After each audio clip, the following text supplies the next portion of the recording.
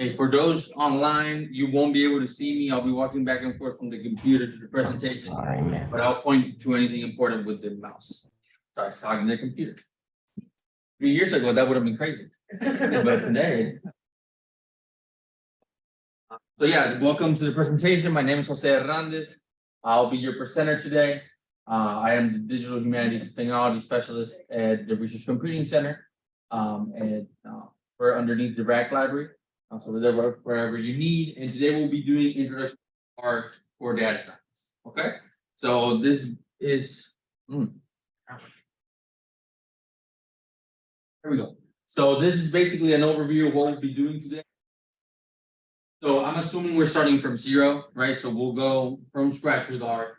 We'll go what is R in R Studio, R basics. So what is on our notebook? What did you just open on your computer? How to do data input into R, packages and data sets, how to do statistical analysis, basic plotting. And if we have time and get there, then we'll do parallel computation, like a little bit of how does parallel work in R, okay? At the end, we'll talk about our work on our systems, on the open on demand systems. Y'all just use to log in. And we'll talk about what is open on demand and how to do file upload. Okay, so that is basically the schedule we'll be following through on the presentation today. We have about an hour and a half for the workshop. I don't think we're gonna have any breaks throughout it, but I'm gonna go slow and we'll have exercises and I'll ask questions and okay. I know it's gonna be a bit harrowing at the end of it, but if you bear with me, then we'll be fine. Okay, so first, what is R? So R is essentially an interpreted language, and what we mean is that code is written interactively, and each line of code is executed separately. Okay, for compiled languages, the code is in a file, and then it's compiled and executed all at once. So the difference with R is that we can write, run, and then go back to writing at the same time. Okay, so that is why one of the things that's good for R is that it's free and open source, which means a lot of resources are out there not only for using it, but also for learning it. A lot of people have a lot of exposure to R, and it has a massive library of free and source statistical analysis libraries that you can download onto your R Studio, like your R environment. So it's highly customizable to the work you need to do. Most of the time, so it's really good for any statistical visualizations or any results that need publishing afterwards. All good? Okay, not. Okay, so that's basically what is R and why do we use it, right? So I guess in your case, if you've heard of R, it's mostly in the statistical sense of how we use it, right? That is how most of us come to R at the beginning. Now, what we'll be using today, an environment called R Studio. Okay, today, now the company that owns our studio is called Posit. So if you look at it on the internet, you end up in the Posit with the Posit company and you'll download our studio from them.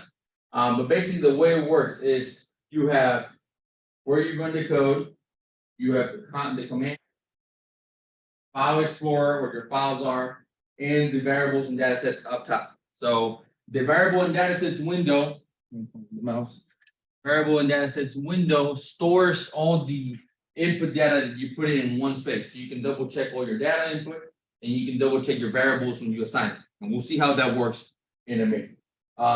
In the results and text editor window is where you write all your, and also where you'll be able to see additional files that you pop in. Okay. To make new files, it works like most other like Word documents. You pop in files and you just open a new one. And on the command window, you can just type commands here and hit enter to run them, and it works kind of like a terminal. But yeah, so we will not be using the command syntax editor window and on the variables and data sets. Okay, all good there? How it works? So let's take a look at. Okay, so let's take a look at the actual code we'll be running today. So if you have this open, you'll see you have the text editor. In my case, I've closed up the console, and you can actually click it. This is where the commands are ranked. So if you see when you run this, you'll see top here all of a sudden. Because here is where it's actually running code. And we'll see in a minute how the variables populate over there, and then any files you need right there. So let's see how a new files opens up when I need it. So if I want a new file, I just click here and I can select what to do. So what are the difference between an R script and an R notebook file? Our script just contains code. There's nothing else on it, okay? So there's nothing for me to do there. But in our notebook, it's what we have here. So our notebook allows us to combine chunks of code, which is what's enclosed here with the 3 dots, the 3 dots at the end. That's a code chunk. You'll see it's gray on the background. You don't really see it in the presentation, but you can see it on your computer. And the ones that have the normal background, the white background, those contain titles and written information. So if I were to output this code, the computer does not read this as code. Okay, this is just text that it reads through. Does that make sense? Our markdown on our script. Okay, so the most important thing at the beginning is to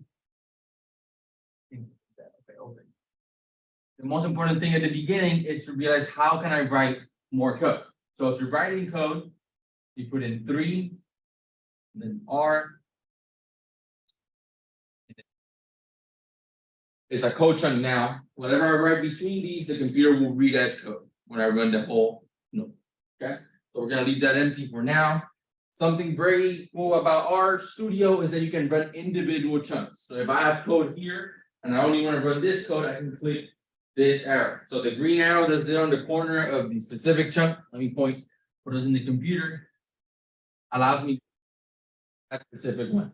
I don't have to run the whole notebook at once. Okay, that allows us to do also version control and keep stuff separate from each other.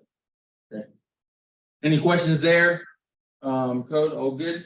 Okay, so let's keep going. So some background info. So as I said, this is on our markdown document, and it also allows you to output a PDF, HTML, or Microsoft Word document. Now, the way that works, we will not really be using it today, but this knit button allows you to knit to a PDF, to Word, or to HTML. And that output you can just send forward to anyone. And outputs with your code and your outputs at the same time. Okay, so this is really useful if you need to share your code or conclusions with anybody else. And particularly when you do, yeah.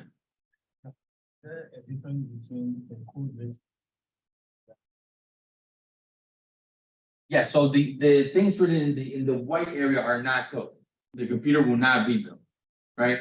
The computer only reads the code on the gray area that's between the 3 dashes at the beginning and the 3 dashes at the end. Okay. Did I answer your question? Good. Okay. So yeah, so the rest of it is not code, it's just marked down. This is the hashtags, for example, that's just me saying that's a subtype, right? And when I print that PDF, that will actually give it 14 font the title, but it's not really necessary. I just did it because I want to keeping all in track. But you can write all this just writing, and it will output normal traditional Times New Roman when you compile. So yep.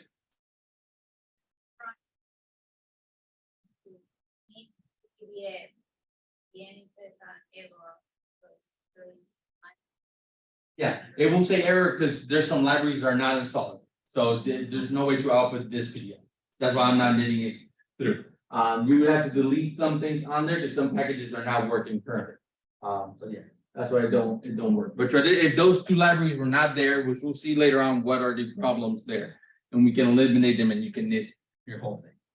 So okay, any question? R Studio, R Markdown, R Script, all good. A lot of R's and a lot of different things. But okay, let's move on to what is R and what can I do with it. Okay, so starting with the basic R, you can do mathematical equations. 3 + 4 × 5, 23, and it acts like any normal calculator. It's also able to use built-in functions like print. So if you're familiar with any other programming language, print will just output exactly what's on there out, right? Hello, out. And here you see how R conducts the output. So it adds the code block directly below it. Okay, so you don't have to wait to produce your result on a different page. You can actually see what's happening, go back and fix it at the same time. Okay. Any questions from the chat? Good. Yeah, we do have one. Okay, so now let's go to variables. So R allows us to store values in variables. And to do this, we use the arrow symbol. Some programs, if you're familiar with different programs, don't use the arrow symbol to the variable. Instead, they use the equal sign to denote what a variable is. Okay. In the case of R, you denote variables by saying, in this case, X, and then that is X is 5. Okay, X is equal to X is equal to 5. And in this case, if we ran this, we will see on your side, we will see X is 5, and then Y is 2.5. And they immediately popped up in our global environment, right? So this is not really useful when you're dealing with really small variables, but when you're dealing with really, really big data sets or multiple data sets, it's great that R just puts everything in the environment over there, right? Because you don't lose track of anything you're doing. Nice functionality of our studio. But now, if we wanted to write everything from scratch, then the functionality of R would be really limited. And that's why R has things called libraries, almost 10,000 different libraries. And all of them have different functions and definitions that allows us to use them for whatever we need. Okay. So one of the most prevalent ones that I put in there is datasets.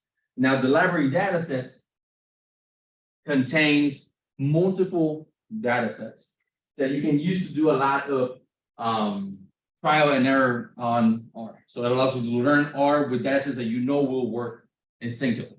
Okay, so we don't have to put our own dataset in and see if it will actually work. So today we'll be doing all our exercises with the built-in datasets on this library. And to load any other libraries, which we will later, it's the same code. So it's library parenthesis name of the library. Okay, and these names are standardized, and you can look them up on the internet. Which libraries you need, and when they're not installed on your computer, then you need to install the library before using it. It's just datasets and some other libraries come built into R. Okay, so when you download our studio, they're already there with you. Okay, so here we will load the datasets. Okay, there we go. So okay, so when I ran data dashes, I'm telling it that you really need the datasets. So that's why it outputted the R datasets page. And this is a list of all the datasets on the package datasets. Okay, so this is all we have, and some of them are really old and not up to date, and some of them are just really random bits and pieces of statistics, but they're all really useful. And then the cool thing is that you can actually specify which package you want the data from. So in this case, I can specify package equals datasets, and it will output the same exact thing because there's no other package load. Right? But if I'm dealing with multiple packages, I can actually call each one separate, so I can see the data that each one contains. Okay, any questions there? What I'm doing with package equals datasets now? Okay. Okay. And here I'm creating a new variable called data, and then I'm reading in Swiss. Swiss is one of the datasets inside the package datasets. I will stop using the word datasets in a minute. And then Swiss is actually, you can click on this and it will give you what data is once you click on the environment. And this is just a list of the different municipalities of Switzerland, and it has the statistics of each one. So that's fertility percentage, agriculture, examination, education, Catholic, percent of the population, and infant mortality of the district. Okay, so this one we'll be using for statistics today, and a pretty an important feature of this is that it doesn't have any missing values. R and missing values will work, but they require extra work to make them work. That's important to realize when you're using your own data, that you will need to put those missing values somewhere, okay? For the cases that we're working with today, this data set is perfect, no missing values, but real life is rarely as good, right? Many times we're dealing with missing data as we go through our stuff. Yeah, so another built-in function that's really, so if I run help data sets, it will give me this stuff. It will output the help window. So if you saw now you don't have the files window, it gives you help and it gives you the description of what this package is. And you can do this with any function or any package. Okay.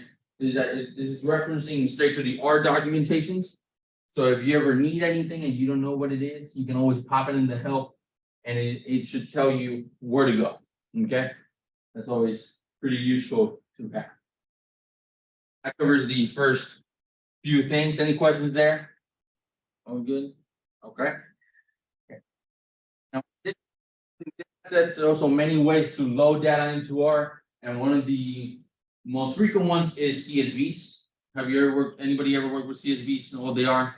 Comma separated values. So these files read their data in with commas in the middle, right? And as you can convert any Excel. Think of how an Excel looks. That's usually how a CSV outputs. Okay, so you can download any Excel file into a CSV, and it turns out in that format. So we can load in those. We can load in any CSV by doing read.csv and then the name of the file. As long as you have it in your files directory, right? As long as we have it here on our environment, then we can download that file. And it's important that that working directory is actually correct. So, because if not, your computer won't know where to find the indicated file. Okay, so having loaded the example data set, now we'll go a bit into what we can do here. So the code for this one's not as important. I'm just gonna run this. Yeah, there we go. So what I did here was that I built my own CSV to not load a big one. I just need a small one to show you what we're looking at. And so I created a data frame saying the colors of the coats of the cats, and I gave each one a weight, and I gave each one a light. Okay, so calico weighs 2 kilos, the black cat weighs 5, and then tabby weighs 3.2. Okay, so that's what we did there. Now we have a nice CSV. So this actually created a CSV. So here we outputted a CSV called feline data CSV, and then we read that file in again as cats. So now the cats, we can see it up here again in the data. The cats file will be this beautiful little table there. Okay, everybody got it? How we got there? Question?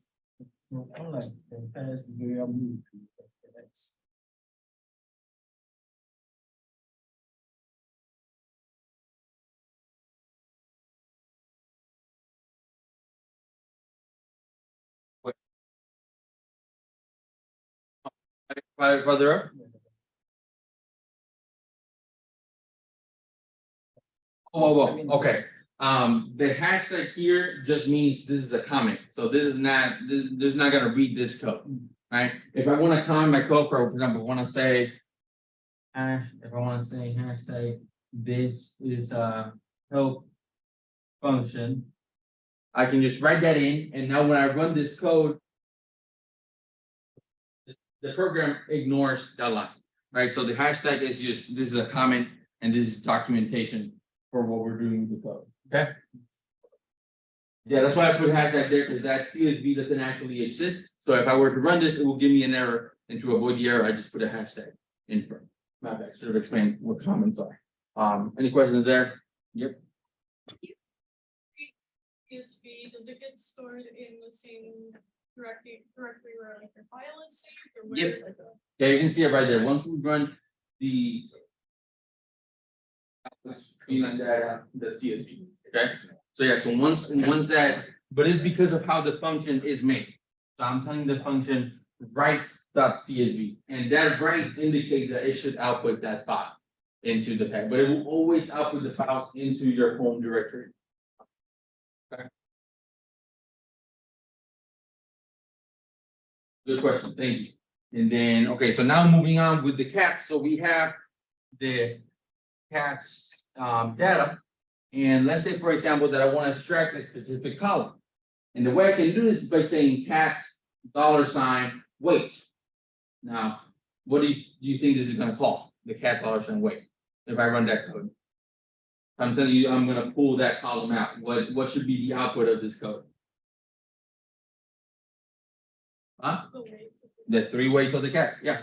So if I run this vector out, yep, gives me the 3 weights in the order they're stored in the file. So 2.1, 5. And I can actually do transformations on all of these at the same time. So if I say, oh, the scale was 2 kilos light, let me add 2 kilos. I just run the code again with the +2. It's gonna output the same 3 values, but now with a +2 at each one. Now, the question is, once I did this, did the column change inside the data frame? Saying perform the function, but I didn't read it back into the actual file I had over there. All right, so if I want to read it in, we'll double check that cats is still intact. So the weights have not changed. And if I wanted to change, I run this. So I say said the Z is cats weight +2. And then I'm gonna read C into cats weight. Okay, so once I read it into that column, once we print cats out, it's gonna result on the new weights being added to the column. Okay, everybody got that? How we got there? All good? Do you have the variable, or can you write cat's weight arrow into cat's weight +2? You can, yes. I just did this for illustrating how the variable works. But you can definitely do it. I would suggest putting parentheses so you don't forget which cat's weight is which and you're reading into. It's always good to have very clear code of what you're doing when you're dealing with bigger data sets. But this is really easy. Like you're not gonna get confused with which cat's weight is. But yeah, okay, so that covers basics of how to read stuff in, how it outputs out, how we use the environment. This analysis part of the lecture. Okay, a lot of chat things. My team is very good. Great, okay.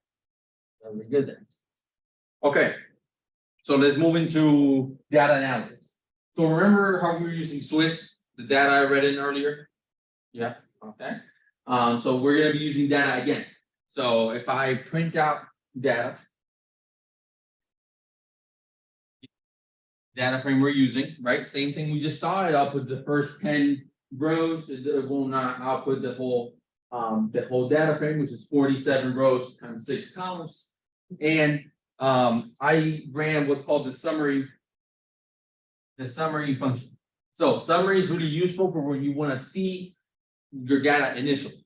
Okay, so summary tells you the minimum value in that column, tells you the first quartile, the median, the mean, the third quartile, and your max value in that selection of values, right?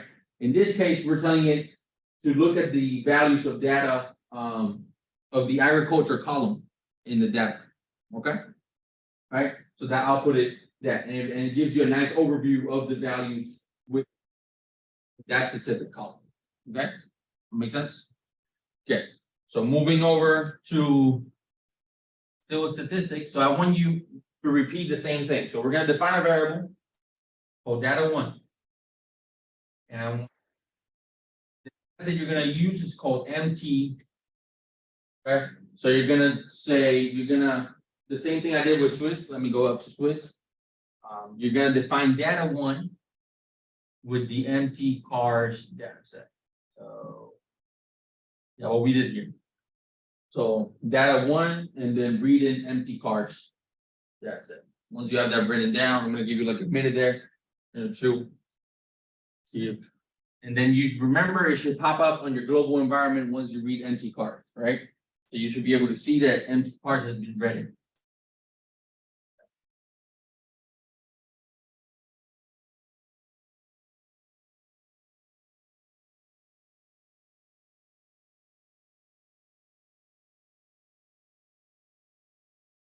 Good.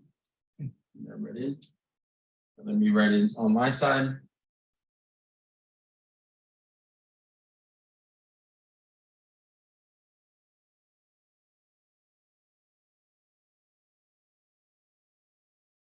Right, so we wrote that line, it should output out empty cars right here. And that 32 rows, 11. Okay. Everybody got it read in? All good? Yeah. Okay, then yeah, so now, and then if we want to get the summary of any of these columns, so what is the data set empty cars first? It's just data set of different cars, and it has the miles per gallon, how many cylinders it has, horsepower, the car, and the rest of it, I'm not really sure. But it's just a lot of statistics on the cars themselves, right? And we can make a summary now of any of those columns. You can pick whichever one you choose. I'm gonna do if I wanted to write hashtag, it actually gives you a list of what can I put after, not a hashtag, what can I put after the dollar sign? Right, in my case, I'm just gonna put miles per gallon, because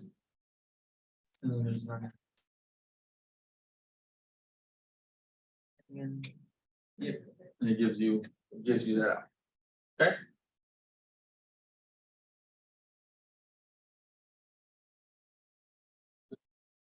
There, everybody following?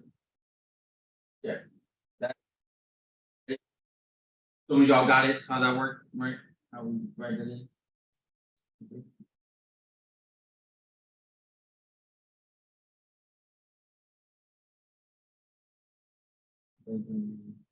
Check.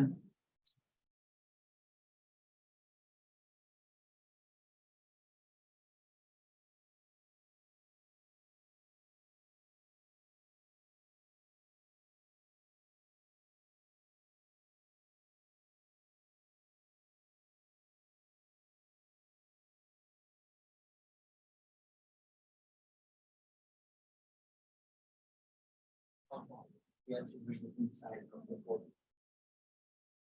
Bunch of states, then one box.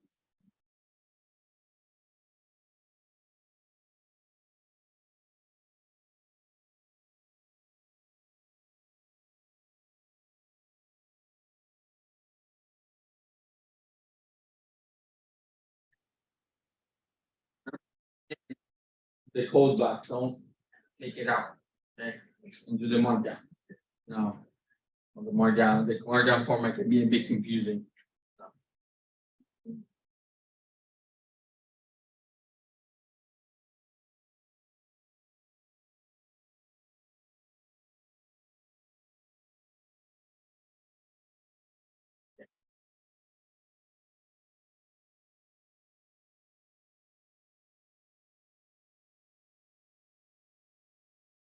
Oh, the next one, you can actually run this one yourselves, is to go mean and do the same thing, select a specific column of your data set. And it should output out the mean of that whole list of values, right? And you can do that with either data set, either Swiss, or you can do it with data one or data. Okay. And if you want to confirm that it worked, then you can just use mean and summary. And if the mean of summary coincides, and you pick the right column twice. Okay. Now then you know something's up.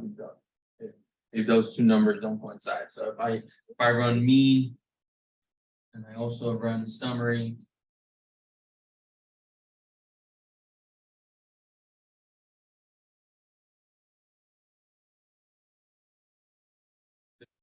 Is the same for what? So 50.66. Okay.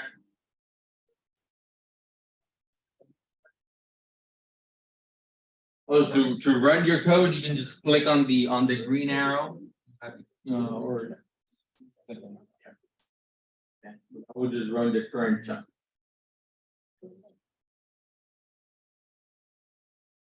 Yep.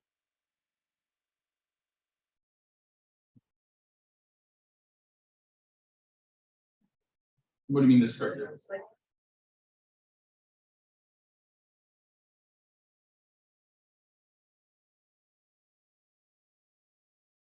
Okay, so mean is a specific function that comes with R. So as long as that is a function of R, then yes. It will. Yeah, you can do some of the built-in ones. Mean, if you write SD, it gives you standard deviations. Those are two I know on the top of my head. But the statistical ones in R are pretty, like any statistical function you can think of, most likely R can run in a single function and it should output pretty okay. All good? You have more than one variable.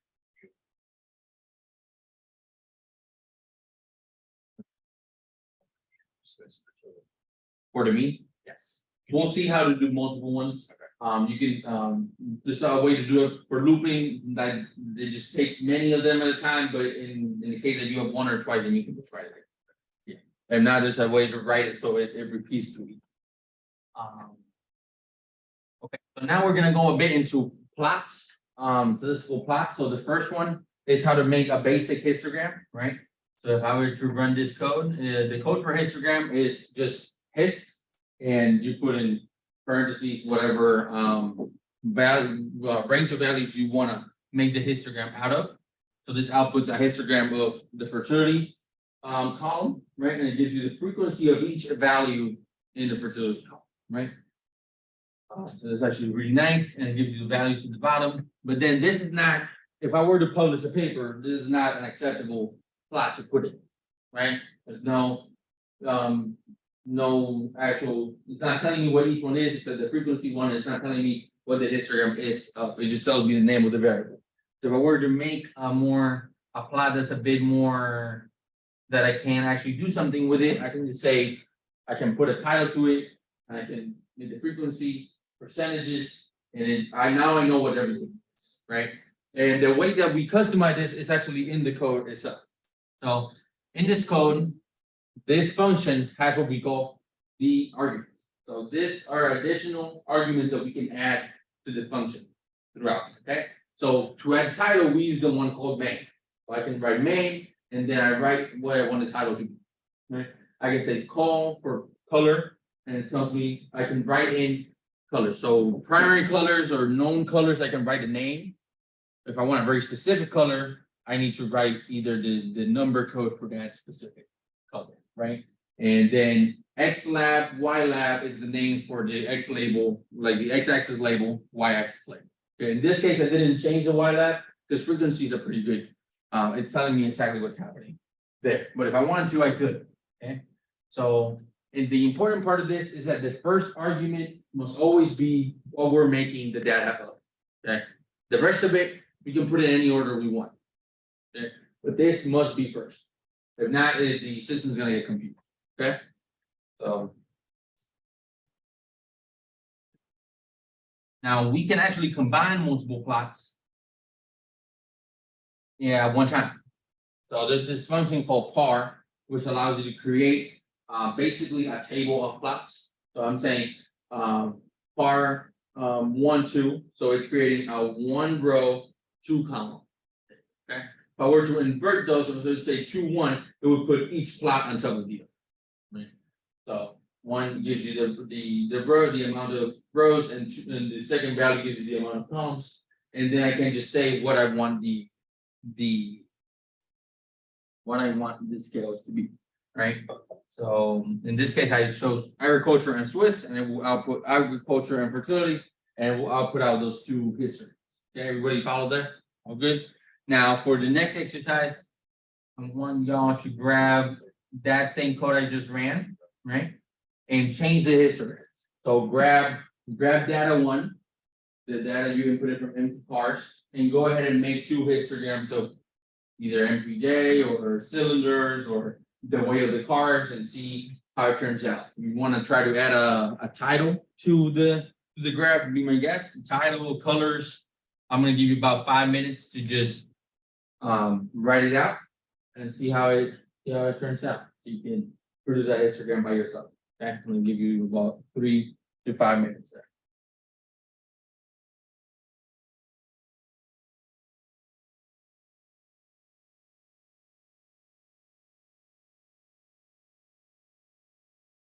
You need help? Just raise your hand. We're good.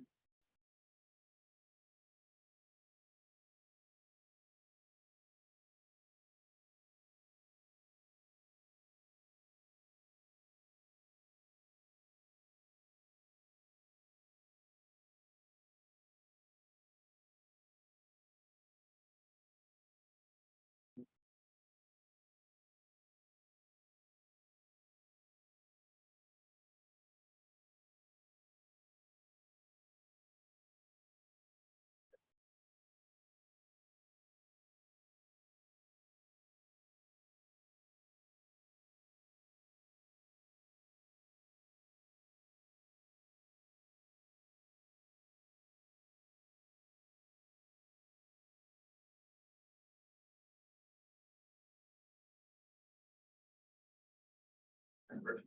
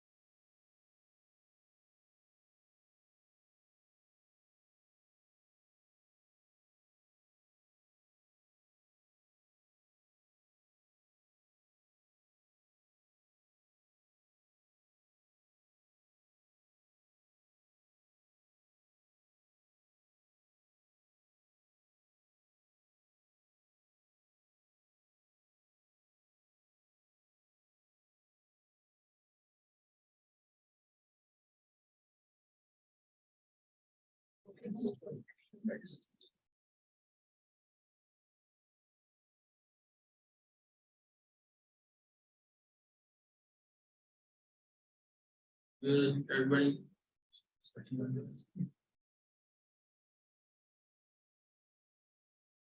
Good on the other side.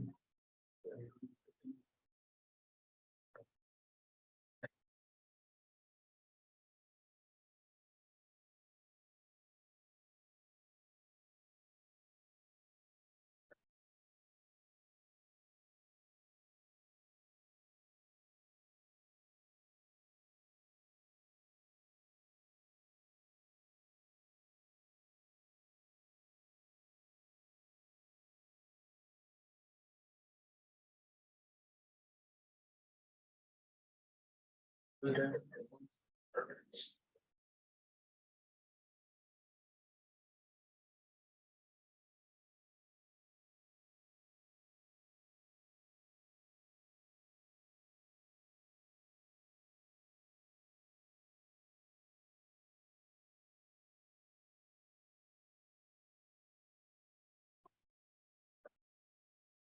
Let me see.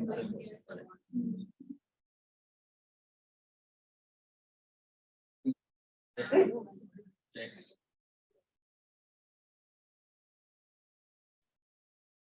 For the next two, you don't need to run these, we're just gonna go over them. So these are additional statistical functions that we can use. For example, quantile.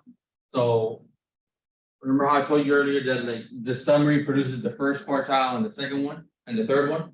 Well, you can actually decide how many you want. In this case, you can ask for the 10% quantile, right? By saying, give us from 0 to 1 by 0.1. So we'll go 10%, 20%, 30%, and I'll keep going.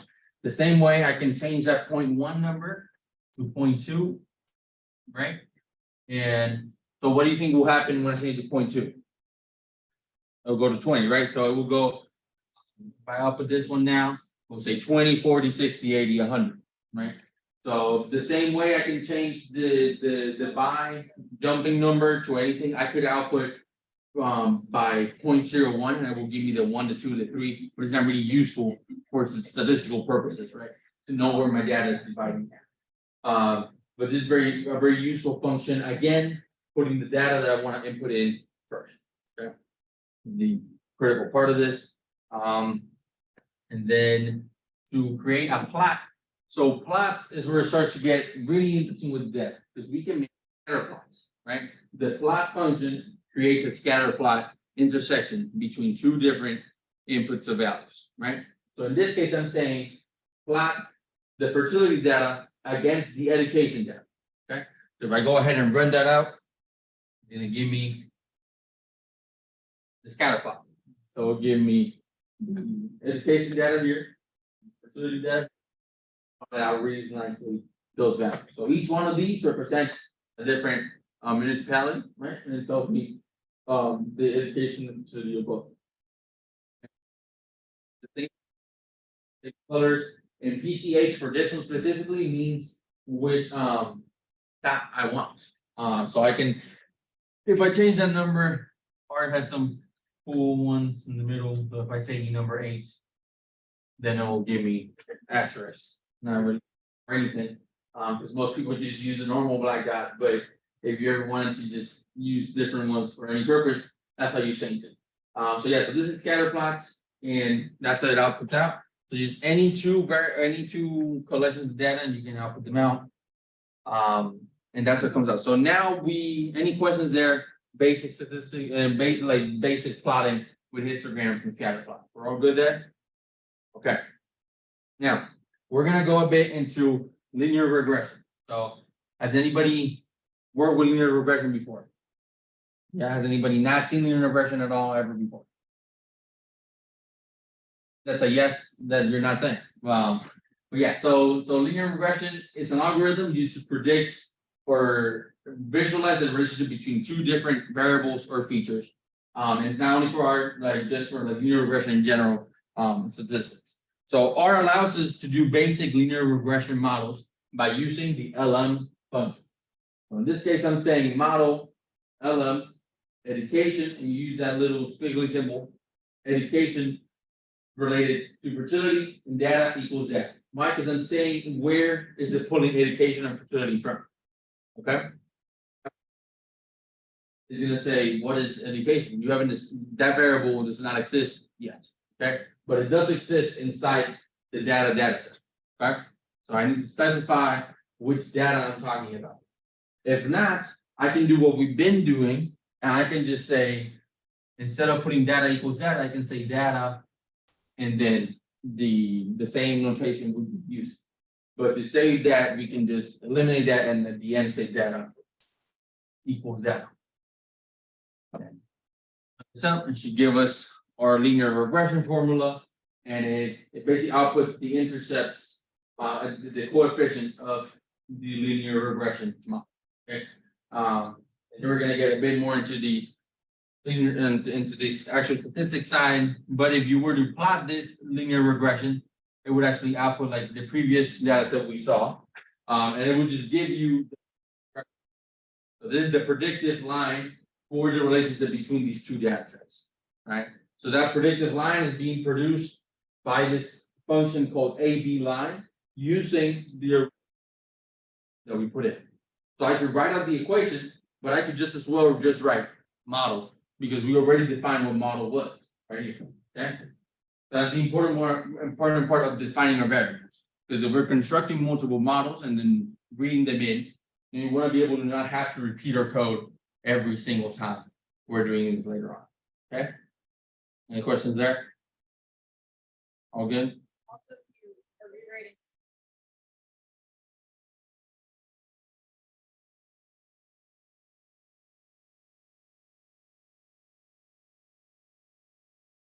Setting, so if anything goes wrong, that's the one, That's where it is. Because every time I write education squiggly line fertility, I could write education wrong and take a U out. So and then the function wouldn't run. Okay. So what time? Yeah, I'm gonna skip through that one. But basically, if you have access to this later, you can run your own linear regression model. We're not gonna do that now. So there's two more statistics ones that I want to show you, and it's correlation depth. Now the correlation data outputs the correlation matrix. So that's a lot of numbers that don't really mean much to us, but it can mean a lot to those studying statistics of this particular data set. But the best way to visualize this is to just run plot data and not specify anything. So what do we think we'll do if we don't specify what we're choosing? What will plot data output if you haven't run it yet?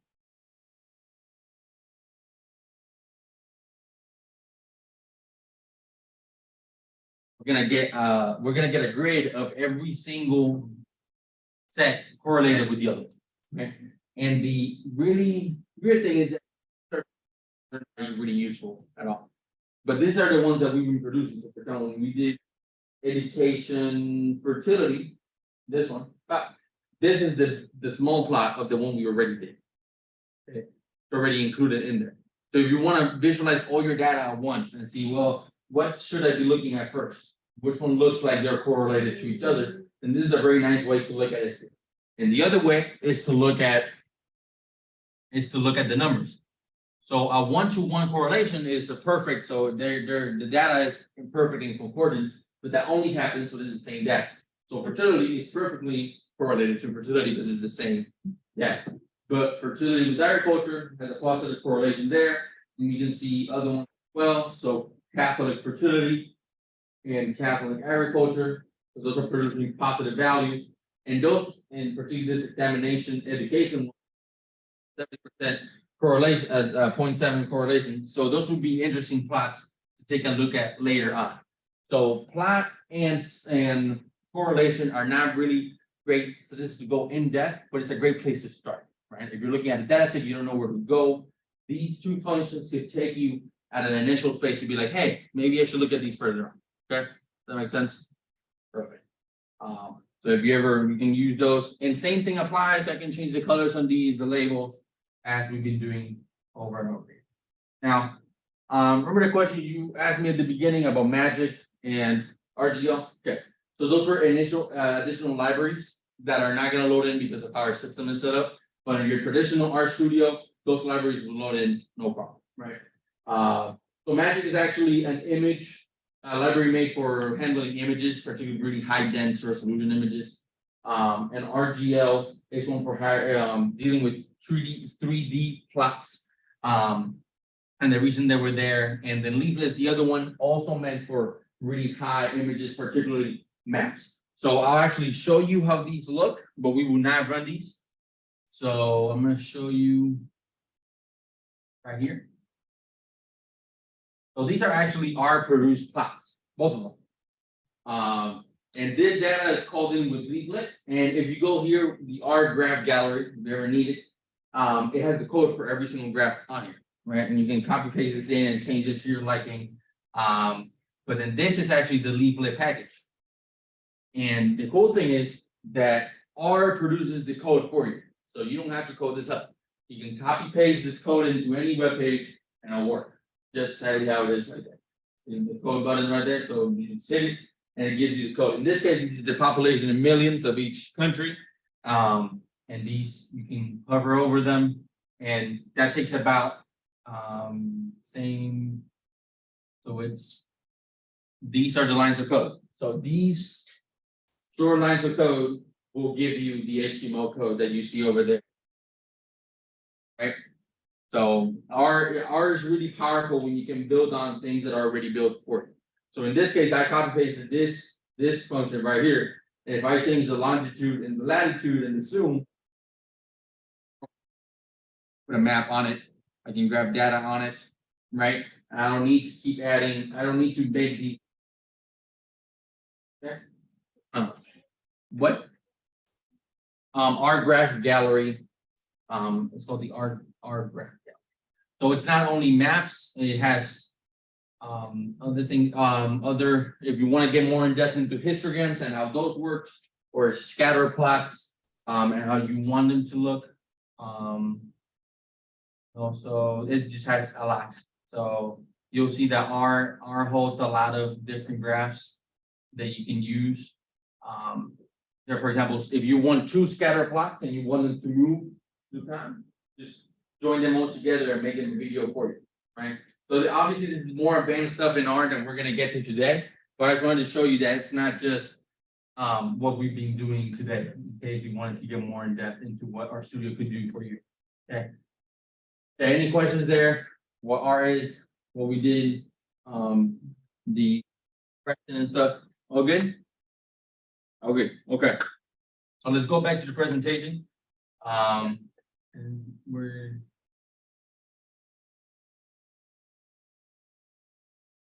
Be so clever, or is this a big screen? Okay.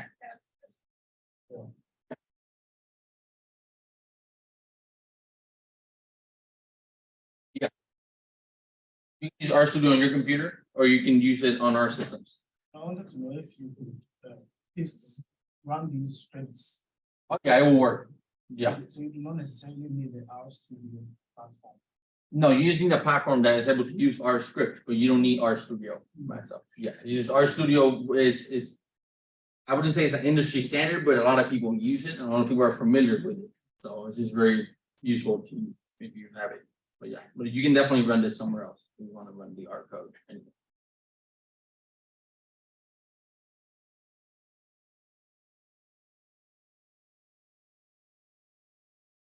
The areas of the notebook are in just like plain text and they won't run unless they have hashtags in front of them.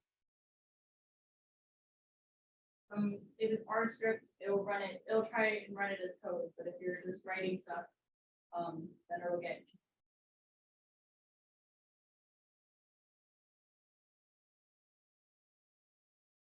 The text you write in the white area. This is the comments. Those are the hashtags. No, not really a difference. Comments is more for like code documentation. So what does this function do? What does this do? The margin area is more like I use it more for general stuff, or if I'm teaching a class, it's just easier to put information there than just multiple comments. Lines. If I want to write paragraphs, I'll write in the white area, right? But if I want to comment a specific function or a variable, then the comments present a really nice opportunity to get it done. Okay, so I'm going to show you. Now, I know we've been at this for an hour, but now how do we use R on our systems, right? So we already covered how to use R, and if you want to use RStudio on your computer, you can download it however you need to. But why use it on our system? So at RCC, we host the high performance computing cluster, which allows you to use more processing power if you need to process bigger data. Okay. So R is available on HPC through what we call the R module. And if you're familiar with terminals, if you ever work with a terminal, you can module load R right onto the terminal. But if you're not familiar with terminals, you can do what you did today, log in through Open On Demand with an account that you get from us. And it doesn't have to be a workshop account. Every FSU staff member or student can get an account for free. And you can just go into Open On Demand and use the R how you used to today. So launch the R program and it pops up like a desktop window. Really easy.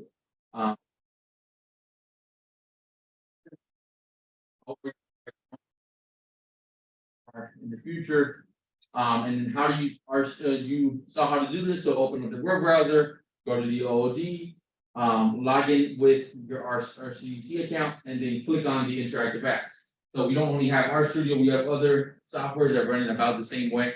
So you're familiar with Python, and when you use your notebooks, it runs in pretty much the same way. Right. Now, how to upload and download files on OOD. So if you're an Open On Demand and you want to put really big files, you want to put files into it, right? So we go into what's called the files and the home directory. So I'll show you this in a minute.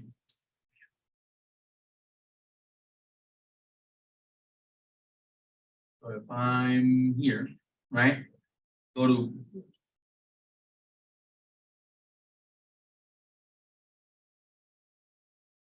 if I go to files and home directory, that'll just give me the files that I have. And if you notice, these list of files are exactly the files we had on the working directory.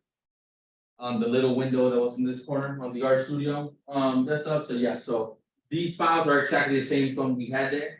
And if you need to upload, you just use the upload button, and it lets you upload straight from your computer or any device, and then download. You can extract information out. So for example, if I want that cat CSV we made to use it later on somewhere else, I can download it straight into my computer from there. So, and then if you are familiar with terminal, you can open any of these files there, to make. Yeah, so that is how data upload and download works on Open On Demand. Any questions there? Yeah. Start the file stuff. We are gonna need, go again. We'll send them to you. Well, so yeah, so on the bottom of that, is the R markdown file, that you guys have all been working with notebook, yeah, so that, you can.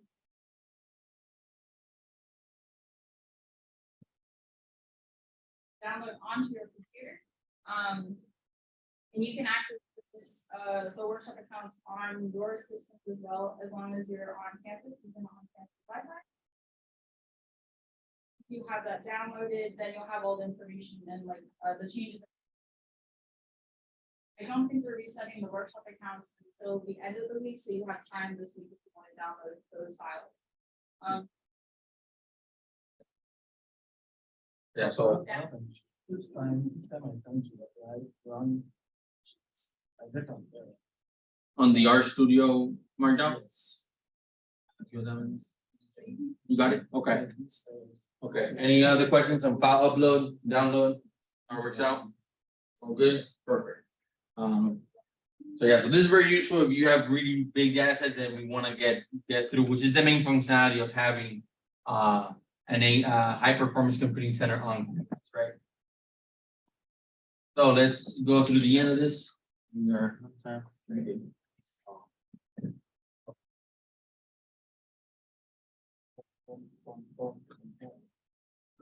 Yeah, so this is what we did today.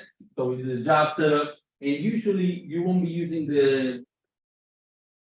They will tell you which one to use when you log in for your separate account. Number of hours, you don't need 3 hours on the system.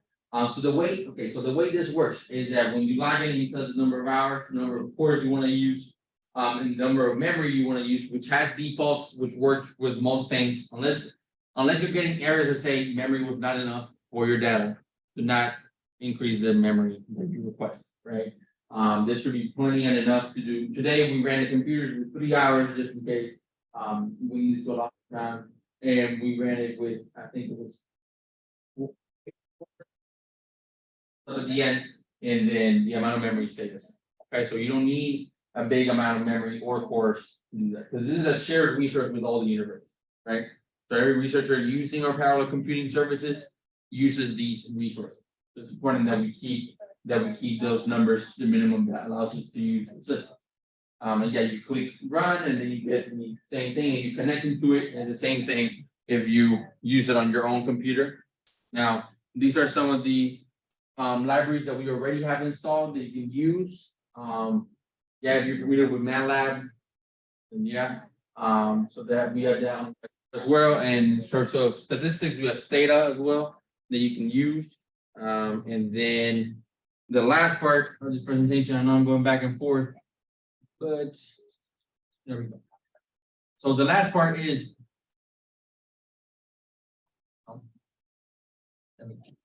The last part of the presentation is parallel. So. Put this back up. So parallel computing is basically, so anybody has experience, what is parallel computing? I'll explain fast, get out of the way. So it can be thought of like a class project. So if I'm a teacher and I have a big project, right? I want to assign to my students, and I divide the students into groups, say 3 groups, and I give each group a task. They do it, they return it back to me, I assemble it, result. Right? That's what parallel computing does. Grabs the things in a very basic manner. Grabs the things, separates them, solves them by themselves, brings it back in. Okay. So the way R has a way to do parallel computing in R system, right? It's built in because it realized that it was dealing with a lot of data that could be parallelized easily without having to involve additional things. So.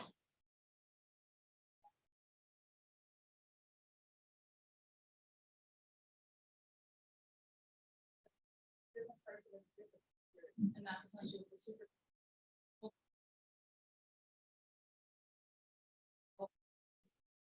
One, so then all the results come back. And there's a couple problems with this usually, and it's two of the big ones is what if when you're the analogy of teacher, what if one group needs updated information, they need to share the memory, and what if one group needs to exchange the information that needs to be able to send messages, right? And the supercomputer, we solved that with two particular programming versions, OpenMP that shares the memory, and MPI to solve the message passing issue. But to make life easy, then R created a package called Parallel that allows us to do this with all of these detected for you, right? And we loaded library Parallel, got it, and we tell it how many cores we want. So computer cores. In this case, we allotted you with 8 computer cores, so we're gonna make a little cluster. Cluster is just what we call the will give us the cores working together in unison. And this comes to the part that you were asking earlier. And now I created this function called means. This function just means parallel apply. It comes in with the library. I did not create this function. It's parallel apply the cluster. So I'm saying on these 4 nodes that are one cluster, run the data that we have, this data, and run the mean function. And see, and then print it out. So that will give me that. And then once the cluster is created, it should go. It will give me the mean for each one. And if we were to look at how fast it's doing it, then it'd be faster than just running each mean separate. Right, and this is fairly trivial for such a small data set, but when you're dealing with tens of thousands of data sets of data points, then this would come in really handy to do. Any questions there? Yeah. I know this is just beginning R, so I don't foresee y'all needing parallel computing methods, but if you were to use them and you wanted to use them on your own computer, because most computers today have multiple cores, right? So you could run this on your own computer and leave one core out. Say, detected cores is just telling you how many cores your computer has. And I could say detect cores -1 to save one for essential purposes of the computer, right? And then run the rest of them for my R studio. You'd be fine. Because most personal computers are severely overpowered for what most people use them, just email and YouTube. Right? The rest of the time, we just have really powerful cores that are just sitting there and not really doing much of anything. Right? And this allows us to bring them together in a really nice fashion to do really extraordinary things. And that would be the parallel part of it. And that's it. Any question? We have 25 minutes. So if you had questions specifically for the plots or anything, or any specific things you wanted to see, we go back to those. But that's all I had for you today. So, yep. In the list of software, I think I've seen Julia, I don't know how Yeah. to pronounce that. I do not see.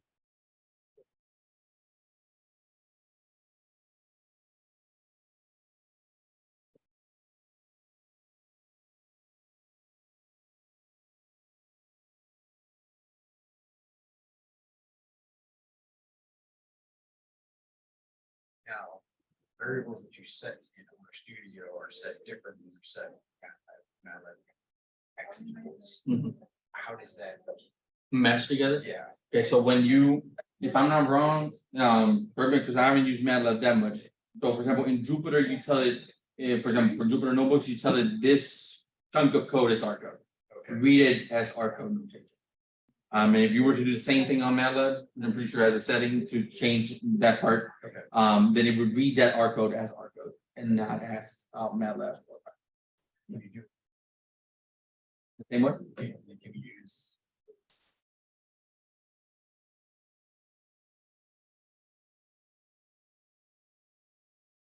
Unless. Because like if you had a.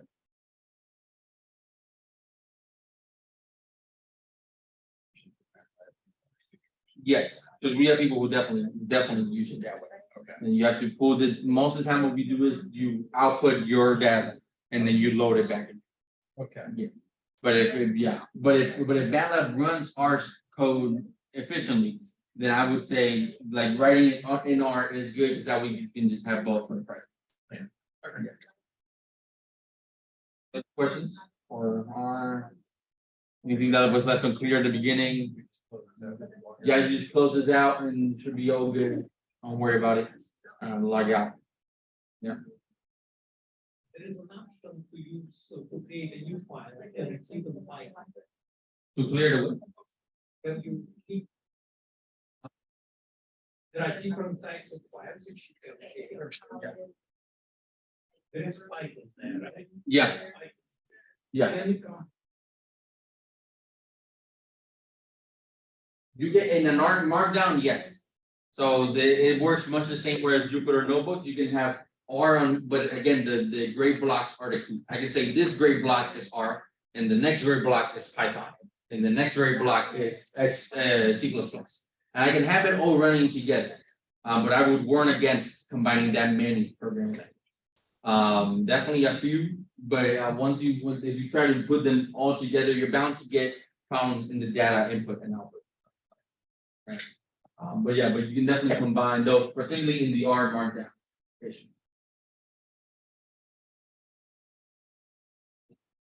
Yes. We're speaking of. So is there a way to interpret this map?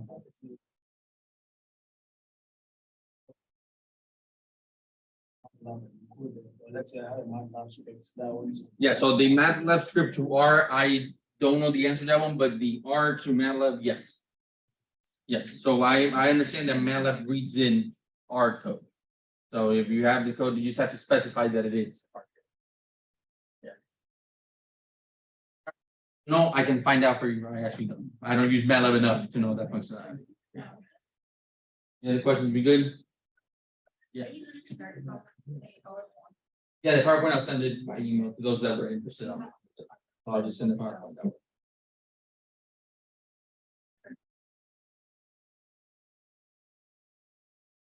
When you said you were interested in the presentation? Yeah. Very good. If not, just send us an email or support and be like, send us the PowerPoint and I'll send you. You have any questions? Oh, good. Thank you so much for coming. You have a good day. Organized. Yeah.